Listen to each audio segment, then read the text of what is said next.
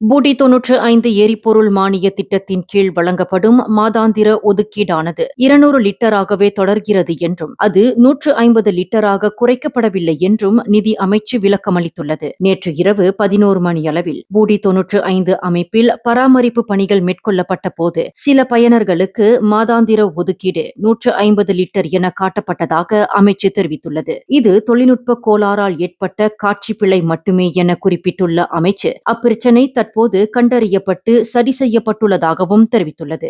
மேலும் தகுதியுடைய பயனர்களுக்கான பூடி 95 திட்டத்தின் மாதாந்திர ஒதுக்கீடு ஜூன் மாதத்தையும் சேர்த்து 200 லிட்டராகவே நீடிக்கிறது என்பதை நிதி அமைச்சு வலியுறுத்தியுள்ளது. அதேவேளையில் பூடி 95 திட்டம் சீராகவும் வெளிப்படையாகவும் ஒழுங்குமுறையுடனும் செயல்படுத்தப்படுவதை உறுதி செய்ய அமைச்சு தொடர்ந்து நடவடிக்கை எடுத்து வருவதாகவும் தெரிவிக்கப்பட்டுள்ளது. மேலும் செய்திகளை தெரிந்து கொள்ள கீழே இருக்கும் பெல் பட்டனை அழுத்துங்கள்.